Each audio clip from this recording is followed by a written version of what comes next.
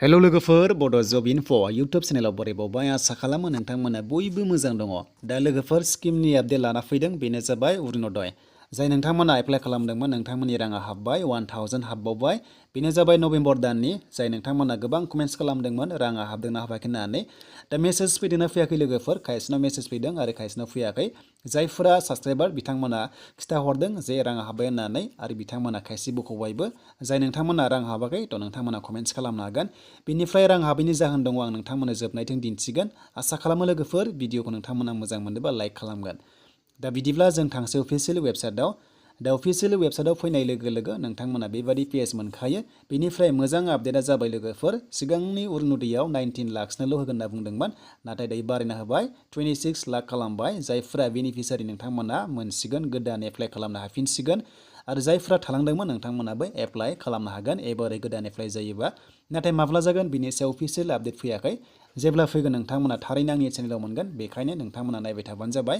आरो जायफ्रा गोदानै फैदों नोंथांमोनाबो साबस्क्राइब खालामना ला बड' जब इनफ' इउटुब चेनेलाव।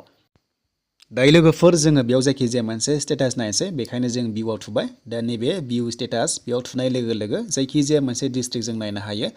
दा बेखायनो आङो बेयाव नायनोसै उदालगुरिखौ जायखिजाया सासे साबस्क्राइबारनिखौ नायनोसै। बिथाङा मोनगासिनो दङ होनना बुंदों आरो बिथाङा रांखौ बख'बाय। दा बे नायदो लोगोफोर जों बेयाव थुनाय लोगो लोगो बेयाव मोनसे ओंखारगोन गासैबो डिस्ट्रिक्ट ओंखारगोन। बेनिफ्राय जायखिजाया सेलेक्ट खालामना ला नोंनिया जायखिजाया डिस्ट्रिक्ट दङब्ला बेखौ सेलेक्ट खालामना ला। बेनिफ्राय नोंनि नेमखौ बेयाव सार्चआव नोंथांमोना थुना हो। बेयाव नोंथांमोना नायनोबो हागोन डाइरेक्ट। बेनिफ्राय डाइरेक्ट नेम लिरनाबो नोंथांमोना लाना फैनो हायो। दा बिदिब्ला जों बेयाव टाइप खालामबाय। दा टाइप खालामनाय बायदि जोङो सार्चआव थुबाय। दा बेयाव थुनाय लोगो लोगो नोंथांमोना बेयाव आन्दायनो हागौ 7 डिजिट माखौ होनो। दा नोंथांमोना नुनो मोन्दों बे 7 डिजिट नोंथांमोना 7टा डिजिट मोन्दों। बेयाव नोंथांमोना नारहाबना ला आरो। दा नारहाबना लानाय लोगो लोगो जों बेखौ कपि खालामनो हायो बे नाम्बारखौ।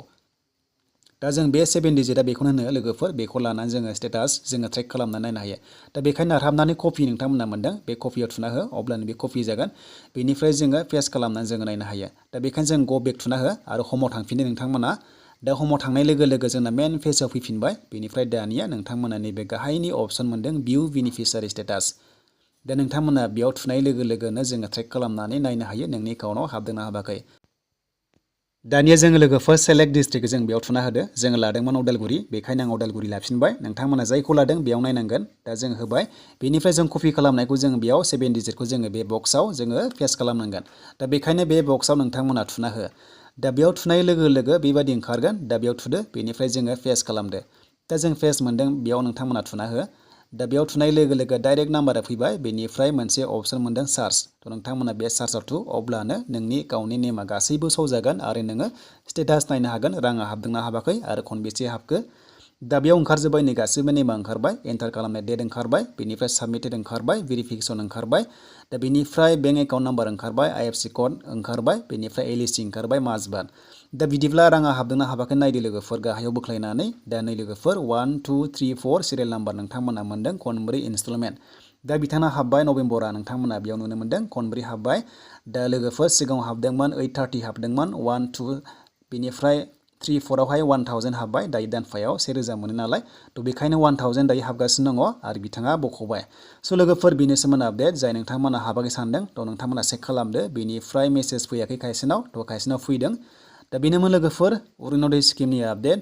थ' आसा खालामो लोगोफोर नोंथांमोना भिडिअखौ हानायसेबां शेयार खालामगोन आरो गोदानै एप्लाइ जायोबा आं नोंथांमोना थाबैनो नटिसखौ होगोन।